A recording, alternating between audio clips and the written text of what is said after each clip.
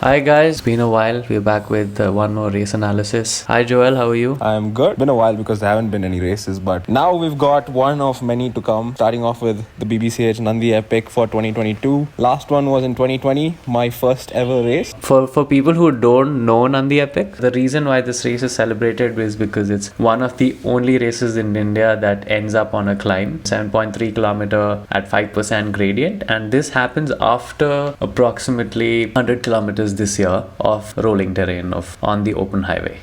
This year going in, we were racing for our man Sreenath for him to get the three-peat. He's won in 2019, he won in 2020, and there wasn't a race in 2021. Going into this race, we looked at the wind data and we decided, you know what? Every single race, we're animating it at the front. Let's not do that this time. Considering there's a headwind as well on the way out, we thought, okay, you know what? Let the U-turn come and then see what happens. Yeah, and pretty strong headwind also, like I would say around 20 kmph. Yeah, 20 right? kmph. 18, 20. Midday, the race started at 9 a.m. Yeah, and to spice things up, we had a former national champion, Krishna from the services, riding for Wheel Sports Polygon in this race. So he was the one who actually initiated the break at around the 10 kilometer mark, and a couple of people joined him, but we knew that wasn't sustainable given the wind, so we let it, I think we decided to leave them out for a bit. Yeah, so I think they broke away at 10 kilometers. Yeah. And then as you can see, the gap kept on increasing until the 22nd kilometer. That's when the gap was at its max. Yeah. That's how many seconds was 80 it, John? seconds, a minute 20. 80. So, yeah. I mean, we were getting time checks on the side of the road. And when I heard it was a minute 20, I was like, okay, minute 20, our plan is to catch them at the U-turn. Time for me to come to the front, and that's where I am. I mean, this is a sign of when you are taking a pull. Yeah. That's when you see everybody strung out. Yeah, so over here, I think the pace was a bit slow, so you attack. I let the wheel go. No. So Sreenath told me to up the pace a little on the climb. Yeah. Because we were getting wrong time checks at some point in time. Somebody told us 1 minute 50. Oh. That's like close to 110 seconds, you know. Yeah. So Sreenath said, pick up the pace, and I actually went a little overboard with it. Yep. But then I realized, nobody's coming. So this Vyshak came, and then... and over here, I'm actually telling Sri, hey, we'll attack at the petrol pump. And then over to the right, Gagan decides to send a flyer. And now we have to respond because, I mean, Gagan's been putting in the miles. Can't let him ride off away from us. Gagan never lets me go, okay? If he sees me, he'll always make sure that... Yeah, but a pretty nice attack, by the way. Yeah. On the right side of the road, I'm pretty sure he made sure completely caught me off guard. I was boxed in with the other Cyclopedia rider and Rushit. And here we're like coming in at quite a hot pace. And Neil shouts, Gagan! Gagan looks back and he sees us. And I knew that I had to keep the pace up, otherwise we were going to face another attack. And people know me, I can't do this attack counter. So I'd rather ride at a relatively high pace. I mean, but for a rule of thumb, if people don't realize why we're letting the brake stay out, we've spoken about this before. A rule of thumb for catching a brake is if there's a 1 minute gap, it takes roughly around 10 kilometers to catch the break, and that's flat. I mean, if you have an organized chase, correct, organized chase. Yeah. And Shaurya and I were the only ones who were going to be pulling, and with Sri coming in every now and then. When it got to around a minute and 20 at the 22 kilometer mark, we thought, okay, this is more than enough. 20 kilometers, minute 20, we can bring it back. Because we want them to also roast, considering the big competition. Krishna was in that break. And here you tell me that you just want to take a break and eat something. And I think what you told me specifically was don't catch them until we reach the U-turn. Make sure they suffer in the headwind for a little longer. Yeah, so I tell you what the gap is at, and it's like 20 seconds to keep the gap.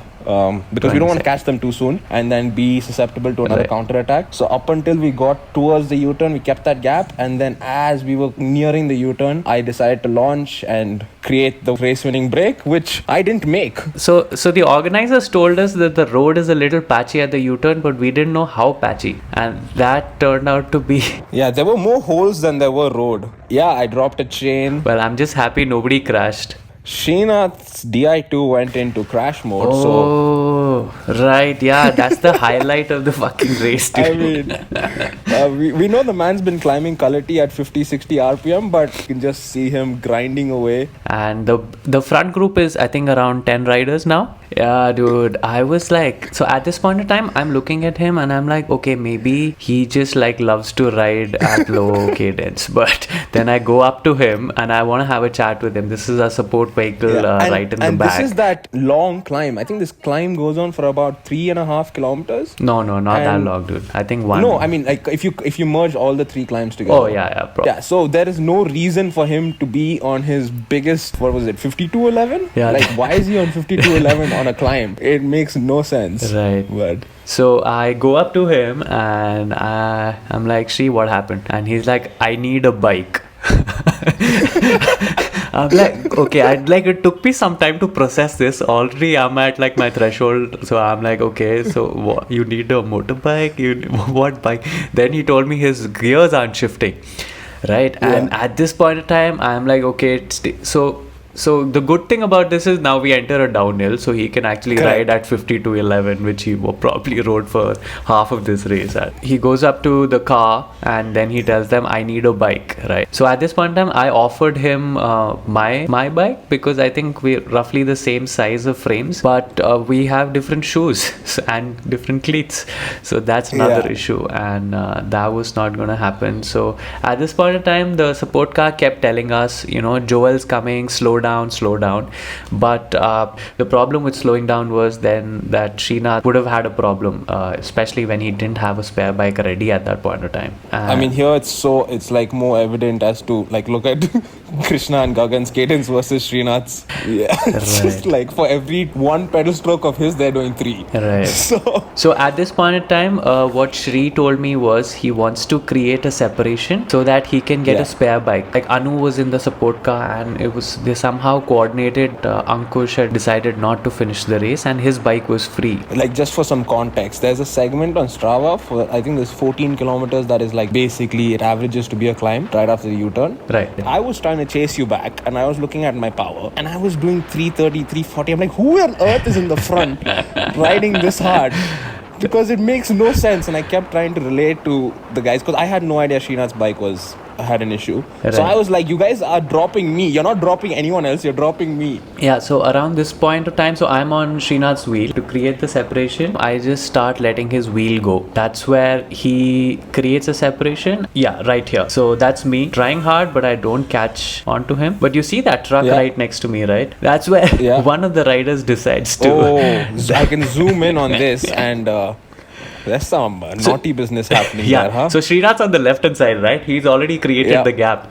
But another rider gets onto him with the help of some motor support. This is the thing about BBCh races now, right? You shouldn't try shit like this because you can't get away with it. Everybody's recording these days. Yeah, so now, like, what's the composition of the race? Sreenath and Krishna in the break. Your group turns into the chase, where you're not going to be doing any work. Right. So that's going to be Gagan, Zishan and Vyshak who have to rotate turns. And others. To bring back Sreenath and Krishna if they want, which I guess they were doing from the footage of your camera. Right. Now, I'm back behind you guys, like around 40 to 50 seconds behind, and I see these 2 groups. And again, I see a pink sleeve jersey in the front, and I'm so confused as to what is happening. Why are there 2 groups? Why is Sreenath riding away? Again, I have no idea what's actually going on in the front. So when you switch to your point of view, you can tell that you were playing it pretty damn well. Yeah. So obviously, it's in Gagan, Zishan and Vyshak's best interest to bring Shri back. Right. Because what's the gap that he pulled out? Sreenath had a 1 minute 10 seconds gap. On you guys? Yeah, on us. So that's pretty insane, like, considering how quickly he was able to pull that out. And again, for him doing all the work, like, Krishna didn't pull any turns through, grinding at 52.11. So best case scenario here, he's built enough time to get a bike change. Yeah, while all of this is being coordinated, Sreenath asked or assumed what pedals Ankush Baba uses. Yeah, I think he thought that Ankush uses Shimano, but turns out he uses Look. So he had to change shoes also. Yeah, but in retrospect, that ended up being a good decision because I wouldn't have, spoiler alert, I wouldn't have finished third if Sreenath rode my bike and we had exchanged shoes and stuff. Again, that 1 minute 10 seconds might have seemed a bit excessive just for a bike change, but but given that he had to change shoes as well, I think the timing worked out to be perfect, because as the extra time was there, you guys caught up to him, which means everything slowed down again, and that gave me enough time to catch up to you guys. Exactly. Dude, you did some massive effort getting back. I mean, kudos to you, and like, you know, you kind of like the guy who finished fourth in the race should be like thanking you. Rocky. Yeah. Oh my freaking, the reference is from our first video. This guy, Rocky Sudev, he rides every race like it's his last, which is commendable in a way, but man, this guy pushes beyond his limit every single time. Right. At this point of time, you see this flyover. It's right after this flyover when Ankush, there's this video of Ankush getting his bike out and getting it ready for Sreenath. This is Steffi's camera. So she was riding the women's so the girls' race was happening at the same time, and I think this bike change happened just in front of her. Then we don't have any footage till we reached the state highway, which is the run up to Nandi, and I am now with Sudev back in the front of the race. Yeah, now the composition is completely different. I think 3 LBB guys. Yeah, it's pretty scary, dude. There's some really cool photos taken. It felt good. I at this point was almost completely toast, because remember, I was pacing the brake back for the U-turn, and then I was out alone in a mini TTT with Sudev to get back to the front of the race. So my numbers normalized for about 1 hour 50 was 280 watts. Oh fuck. Which is I dug in pretty hard. And so yeah, we're on the climb now. I told Sri, bro, I can pace you for the first half, but he was like, he had different plans. He was like, nope. And attacked at the base. Dude, for the first 3 minutes, I was doing 300 watts. So I'm sure, just to keep up with these two. This we're just gonna play it through as it happens. Like, this is a 2-on-1, right? 2 LBB, 1 Cyclopedia guy. There is no need for another LBB guy to be setting the pace. Right. So here Vyshak asks you to pull through once before. Right, yeah. He goes and has a conversation with Sreenath, basically telling him that it's just 3 of us. You can sit back. Either one of you can sit back. There's no need for you two to be rotating turns, and which plays it perfect. Like you're chilling at the back. I mean, chilling quotation marks. Right. But it's also messing with his mind, because he's like, why is this guy not coming through? Why am I doing the work? So when I do actually come and sit on Sreenath's wheel, so I want to spoil Vyshak's rhythm for climbing. So I start letting his wheel go slowly. So which you can see here. Vyshak has to do a mini surge to catch back onto that. I think he did that a couple of times. Right. And these surges like take that little bit of top end out of the legs. Right. And over here, Sreenath. No, I think so there was some from whatever little Malayalam I understand, Vyshak said something about, hey, your teammates just sucking wheels, what are you guys doing? And Sreenath was like, fuck you, man.